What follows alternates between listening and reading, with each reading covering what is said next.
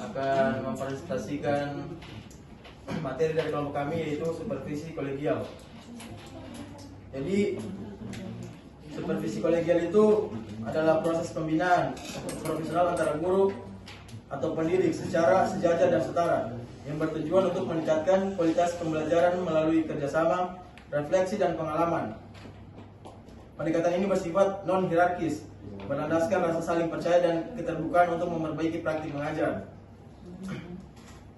Jadi supervisi kolegial itu supervisi profesional, di mana rekan sejawat saling memberikan pengawasan, umpan balik, dan dukungan agar proses pembelajaran itu berkualitas. Kemudian ada beberapa langkah tentang supervisi kolegial. Yang pertama itu pengamatan. Pengamatan itu, supervisi kolegial itu dia turun langsung ke lapangan untuk melihat proses pembelajaran guru yang ada di kelas. Kemudian diskusi. Setelah pengamatan yang dilakukan oleh supervisi kolegial, supervisi ini memanggil guru untuk berdiskusi tentang tantangan apa yang dihadapi pada saat proses pembelajaran di kelas. Kemudian dengan apa tantangan yang diberikan oleh guru tadi itu, supervisi kolegial ini dia memberikan saran agar bagaimana proses pembelajaran tadi itu bisa berjalan dengan baik.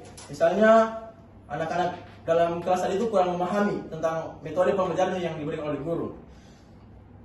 Kemudian refleksi bersama atau umpan balik, fokus pada kekuatan positif dan saran perbaikan. Jadi supervisi kolegial tadi itu memberikan umpan balik dan kekuatan positif, memotivasi guru agar guru tadi itu lebih semangat untuk memberikan pelajaran di kelas. Mungkin itu dari saya. Saya persilakan kepada teman saya untuk membacakan kembali isi dari materi kami. Ya, terima kasih. Saya di sini menjelaskan tentang tujuan supervisi kolegial. Yang dimana yang pertama itu meningkatkan profesionalisme guru dalam merancang dan melaksanakan proses pembelajaran. Saya ambil contoh seperti seorang guru bahasa Indonesia meminta rekannya untuk mengamati cara ia menjelaskan tentang materi seperti teks eksposisi. Terus setelah diamati oleh rekannya tersebut, ternyata ia memberikan saran untuk memberikan contoh yang lebih konkret.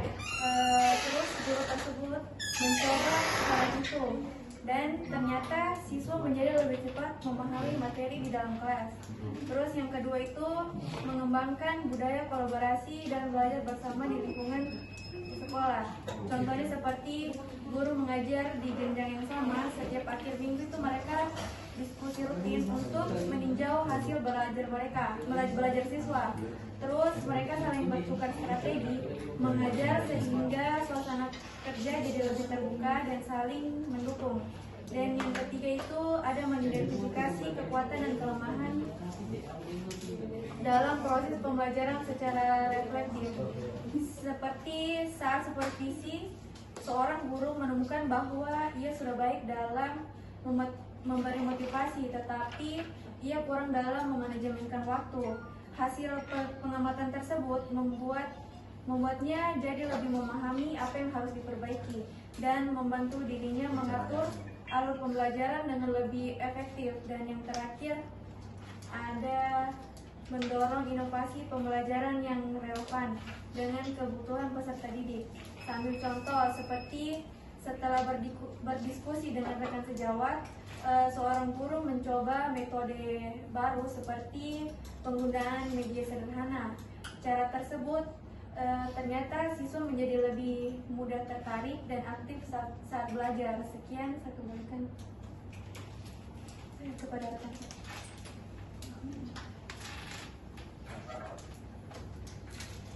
Baik, saya akan membahas mengenai presentasi supervisi kolegial.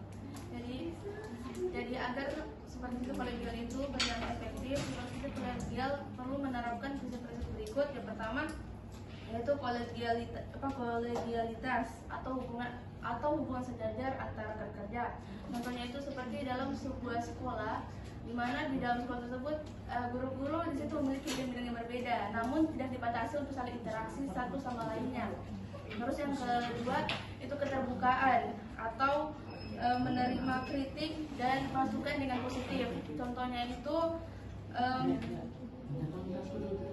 Contohnya itu guru menerima kritik dari rekannya tanpa merasa tersinggung. Terus yang ketiga partisipatif atau yang ketiga partisipatif atau semua pihak aktif. Contohnya dalam sebuah rapat sekolah yang dimana seluruh guru yang hadir dalam rapat tersebut wajib untuk memberikan pendapat atau masukan agar rapat tersebut berjalan aktif. Terus yang keempat reflektif, adanya kesadaran untuk memperbaiki diri. Contohnya seorang guru mengevaluasi cara mengajar setelah mendapatkan masukan. Terus yang keempat konstruktif atau masukan untuk membangun bukan untuk menjatuhkan. Contohnya itu seorang kepala sekolah memberikan suatu arahan kepada kantin sekolah untuk mengadakan sebuah tong sampah di masing-masing kantin tersebut. Walaupun itu agak menyinggung para kantin sekolah, namun itu tetap mengarah ke arah positif karena itu masih berhubung pada kebersihan sekolah tersebut. Oke, itu saja saya beri kepada saya. Baik, saya akan membacakan pelaksanaan supervisi kolegial. Langkah-langkahnya itu ada 4. 1. Perencanaan, yaitu menentukan tujuan dan jadwal supervisi. 2. Pelaksanaan atau observasi proses belajar di kelas. 3. Refleksi atau diskusi hasil pengamatan secara terbuka dan profesional. 4. Tindak lanjut, yaitu menyusun rencana perbaikan pembelajaran. Jadi dari 4 langkah-langkah di atas itu pelaksanaan supervisi kolegial adalah proses guru saling membantu dan memperbaiki cara mengajar yang dimulai dari merencanakan, mengamati proses belajar di kelas, lalu melakukan diskusi hasil pengamatan. Jadi langkah-langkah ini dibuat supaya kualitas pembelajaran semakin meningkat. Baik, itulah presentasi dari kelompok 4. Dimohon bertanya supaya kita paham dengan apa materi yang kami presentasikan di depan ini, teman-teman. Supaya kita keluar, kita memahami apa yang kita pelajari di sini. Tidak kosong pulang, teman-teman. Di dalam kelas maupun di luar kelas, ya kan, kayak seperti banyak kita ketahui sekarang, banyak kejadian kayak seorang murid kedapatan melakukan pelanggaran seperti merokok. Iya. Nah, guru itu menegur maupun maksudnya dia niatnya dia memukul, tapi dia memukul tidak dengan dengan emosi kan, dia cuma hanya menegur. Mungkin dia sudah pernah ditegur tapi tidak mendengar, akhirnya guru itu memukul dan akhirnya guru tersebut dilaporkan ke orang tuanya, orang tuanya melaporkannya ke polisi. Begitu, maksudnya kayak dibiarkan, nggak baik untuk anaknya juga, ditegur tapi gurunya malah kena jadi kayak gimana ya, kayak zaman sekarang kayak seenaknya begitu, maksudnya tidak ada harga dirinya guru gitu dan semuanya. Kami harus lakukan supervisi kolegial begitu. Ya, maksudnya bagaimana menanggapnya, bagaimana dia maksudnya bagaimana cara supportnya. Tapi otomatis kalau guru begitu, dia kayak sudah masuk, sudah biar-biarin, tapi kasihan anak-anaknya. Dia membuat senanya di kelas. Kalau ada habis. Tapi kalau dikaitkan ke supervisi, larinya ke bagaimana supervisi berstopur. Ya ada dia. Hah? Tidak, kan pertanyaan ini masih siswa.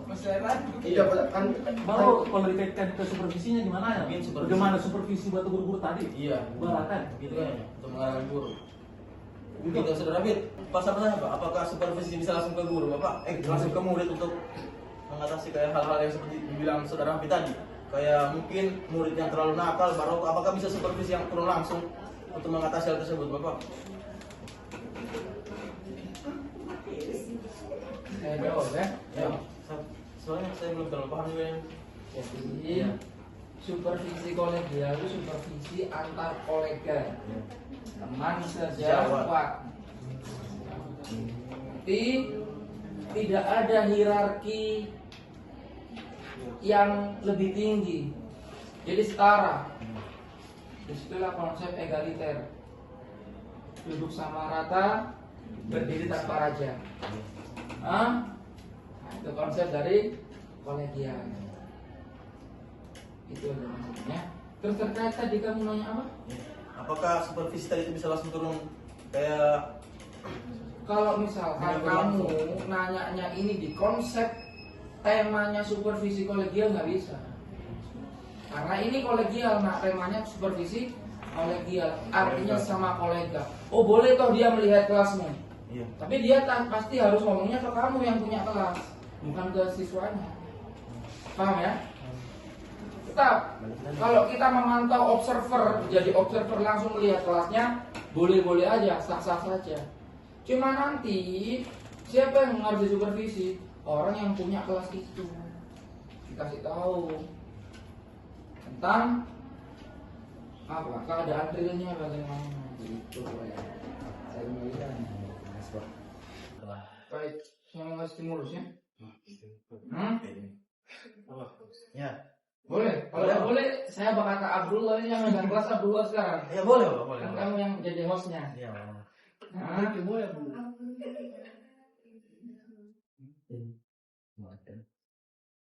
sekarang pertanyaannya, pertanyaannya kembali lagi.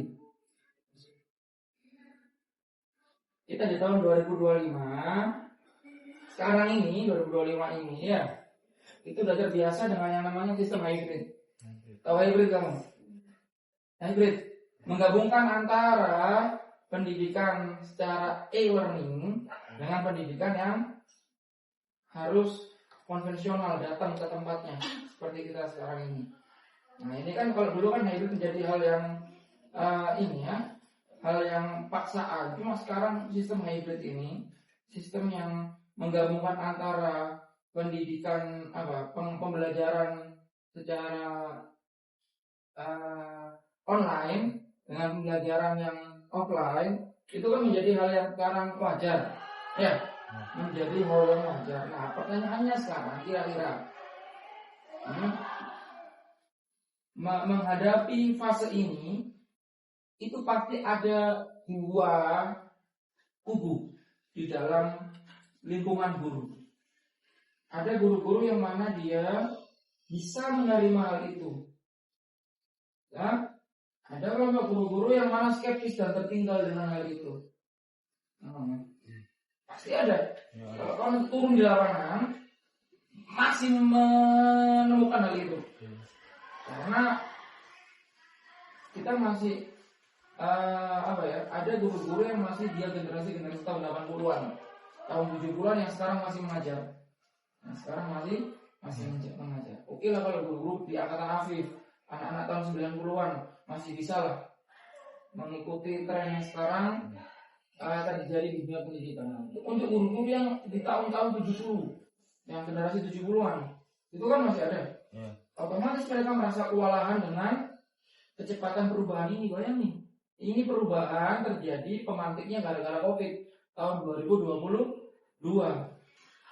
3 tahun berjalan, itu harusnya kan waktu yang singkat. Cuma kecepatan perpindahan fenomena yang terjadi dari pendidikan yang dengan kapur tulis dan papan, dengan fotokopi, dengan anak-anak menghafal, ke pendidikan yang sekarang apa-apa AI, apa-apa tinggal chat di Google, apa-apa tinggal ketik di chat GPT dan sebagainya. Ini kan menimbulkan sebuah ketidakcocokan dengan guru-guru yang era-era lahirnya tahun 70-an. Mereka merasa kewalahan, terutama dalam mengimbangi inovasi rekan sejawat. Kan kita nih dari tahun 90-an, Afif, ya, anak 90-an, kau anak 2000-an. Ya, ini kan kita cepat dalam menangkap hal itu, berinovasi, pembelajarannya dimulai hybrid dan sebagainya. Kira-kira bagaimana menindaklanjuti kesenjangan kompetensi akibat adanya teknologi yang semakin berkembang pesat ini dalam mensupervisi rekan sejawat kita yang belum kesana. dalam hal berpikirnya. Nah, itu coba didiskusikan. Karena kalau nanti akan terjun di sana, nak, kamu 2 tahun lagi pasti masih menemui guru-guru yang kelahiran tahun 70-an. Yang umur 50 tahun, umur 55 tahun. Kamu pasti bakal masih merasakan nanti 2 tahun ke depan kamu lulus. Kira-kira gimana kita memberikan supervisi kolegial pada rekan sejawat yang punya case demikian. Paham ya? Nah, harus kita pikirkan, nah, itu yang terjadi sekarang. Anak ente ya, benar akhirnya. Tentunya dengan konsep supervisi kolegial ya, yang mana tidak ada hierarki dalam memberikan sebuah penilaian ya. Ini rekan sejawat. Artinya kamu yang anak-anak tahun 2000-an itu harus mensejajarkan bahwa kamu ini rekan sejawat kepada guru-guru yang kelahiran tahun 70-an. Berarti harus apa? Objektif.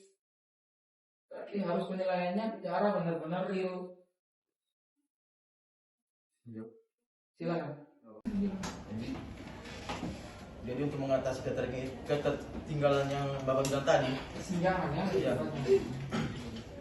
Kan supervisi kolegial ini adalah proses di mana rekan sejawat saling mengawasi dan memberikan umpan balik dan mendukung pengembangan profesional. Jadi cara itu berbagi pengetahuan.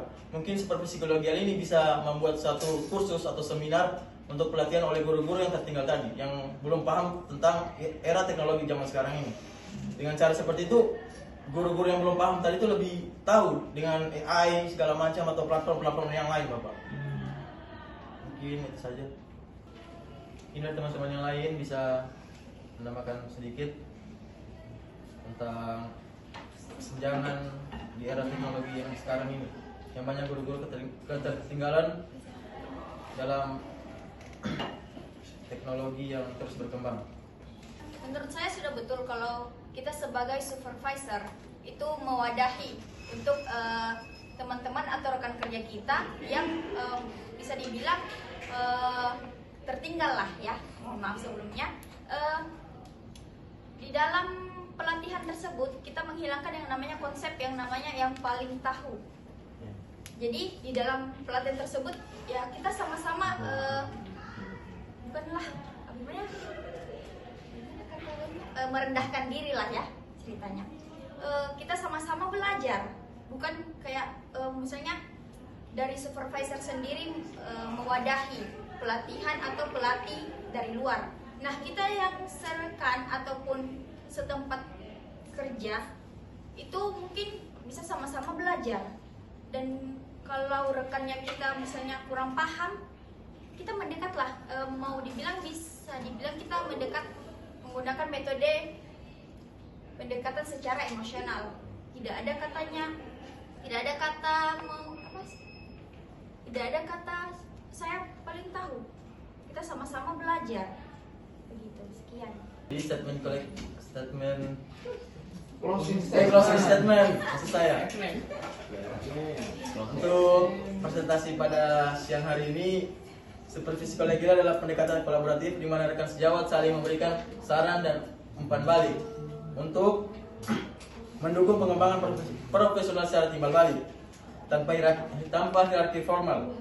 Ini berbeda dari pengawasan tradisional yang sering melibatkan atasan dan lebih menekankan kesetaraan untuk membangun kepercayaan pembelajaran bersama. Mungkin itu presentasi dari kelompok 4. Lebih dan kurangnya kami mohon maaf karena kami juga manusia. Bukan nabi, boy. Bukan nabi. Wabillahi taufiq wal hidayah. Karena kami hanya manusia biasa, bukan nabi, begitu. Wabillahi taufiq wal hidayah. Wassalamualaikum warahmatullahi wabarakatuh. Selamat.